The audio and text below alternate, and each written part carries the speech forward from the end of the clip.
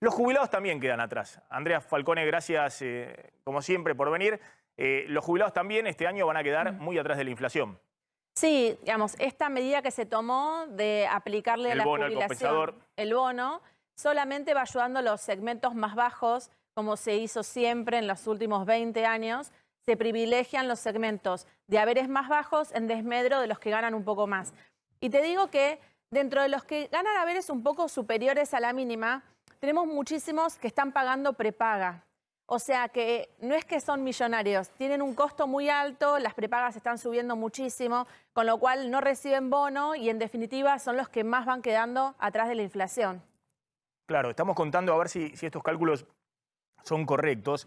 Estamos contando que ya desde el primer trimestre del año los jubilados vienen corriendo detrás de la inflación. El aumento en el primer trimestre del año para los jubilados fue 12,3% por detrás de la inflación. En el primer semestre también venían atrás de la inflación los jubilados. Si uno ve el aumento que hubo hasta junio atrás de la inflación, en septiembre están detrás de la inflación y en diciembre probablemente también queden detrás de la inflación los jubilados, ¿no? Ahí estamos viendo. En septiembre el acumulado inflacionario, primeros 9 meses, va a ser, si septiembre da 7, va a ser 67% y los jubilados tienen un aumento hasta septiembre del 49%, con los 3 aumentos de la movilidad previsional.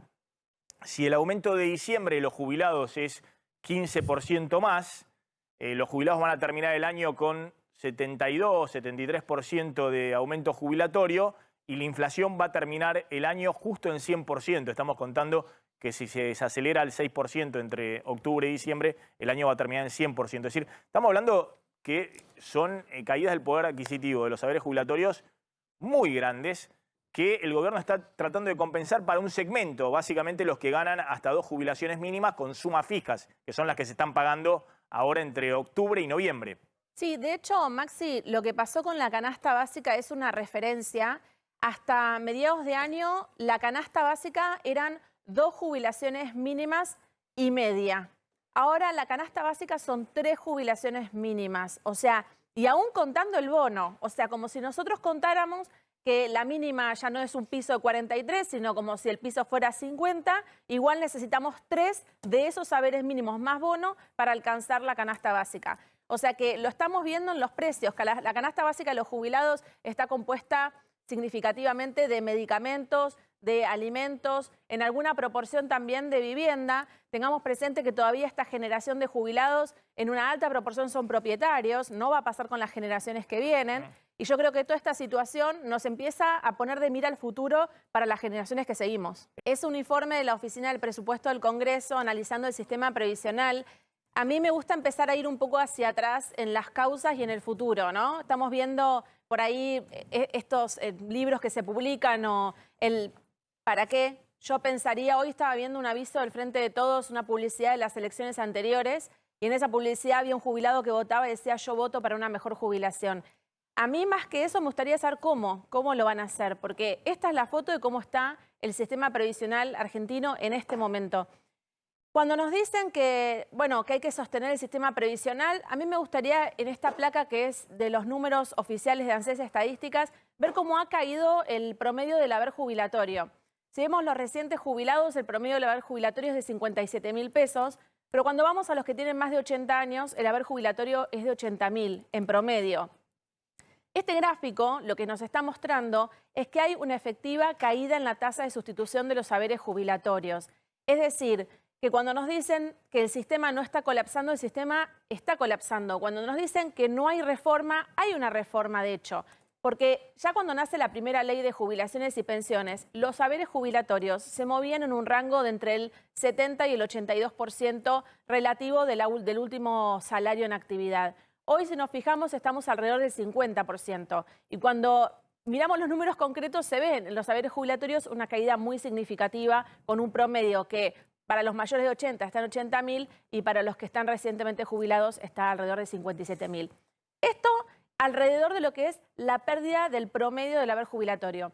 Ahora, hay otras placas que yo les preparé donde vemos también en base a estos números la jubilación promedio. La jubilación promedio son 65.900 pesos. Fíjense que cuando arrancamos hoy el programa, mencionábamos que la última canasta básica que Eugenio Semino emitió, tenemos una canasta básica de 151.000 pesos. O sea que no solo la jubilación mínima, que es 43.000 pesos, más un bono temporal de 7.000, o sea 50.000 pesos, una canasta básica queda muy lejos de estas 3 haberes jubilatorios mínimos, sino que la jubilación promedio también está muy lejos. Necesito prácticamente 2 jubilaciones medias para alcanzar esa famosa canasta básica.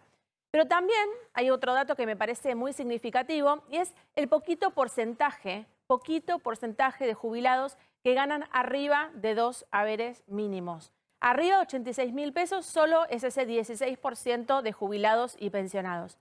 Y hay otra placa que ahí la acaban de poner, que es para entender, esto es un análisis de la Oficina del Presupuesto del Congreso de la Nación, que lo que nos marca es que el ANSES tiene un déficit de 144.000 millones de pesos. Y ahí viene el cómo. ¿Cómo podríamos hacer que el sistema de ANSES sea sustentable en el tiempo? Porque básicamente los sistemas previsionales tienen que ser sustentables, porque si no, se caen. Bueno, la Oficina de Presupuesto dice, o duplicamos la cantidad de aportantes activos, que esto está vinculado con el primer gráfico que mostró hoy Maxi, o subimos 26, 27 puntos los aportes previsionales. Las dos cosas hoy son impracticables en la Argentina, Maxi. Bueno, ojo con lo que estás contando, ¿no? Porque es muy interesante la radiografía, ¿no te parece, Claudio? Sí, claro. Muy interesante esa radiografía de lo que es el universo de los jubilados. Sí, jubilados que van justamente a perder o pueden llegar a perder este año y salvo que logren tener un crédito barato o quienes pueden acceder al crédito barato del ANSES, bueno, no van a poder. Claro, pero Andrea está planteando algo más de fondo, ¿no? Está planteando una discusión más de fondo. Sí. Andrea, vos estás planteando acá hay que... no hay cómo. discutir, no hay cómo. claro, discutir el problema de fondo. Nosotros si miramos lo que claramente es bueno, el trabajo en negro, cómo se financia el sistema provisional y ponerse con una política de Estado entre todas las fuerzas políticas para sostener una política previsional que es para las próximas décadas, no para el próximo año. A mí me parece poco serio cuando se trata el tema de las campañas en cuanto a jubilados, porque no solo afecta a los que ya están jubilados, afecta a los que estamos en camino. Entonces yo me pregunto cómo puede ser que Europa,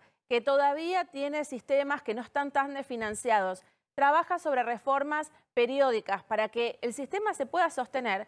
Y acá tenemos un desmadre, porque si vemos los números y que tengo un 50% de déficit, es decir, necesito 2 pesos para pagar y tengo 1. Pero además podemos ver la carrera histórica de los fondos del ANSES. Hasta hace unos años, 2015, la ANSES tenía 24 meses ahorrados para el pago de prestaciones. Hoy tiene 4. Entonces, el haber está afectado, el gasto es deficitario mensualmente y además también está muy complicado el fondo de garantía. Bueno, Andrea, gracias, muy amable, como siempre.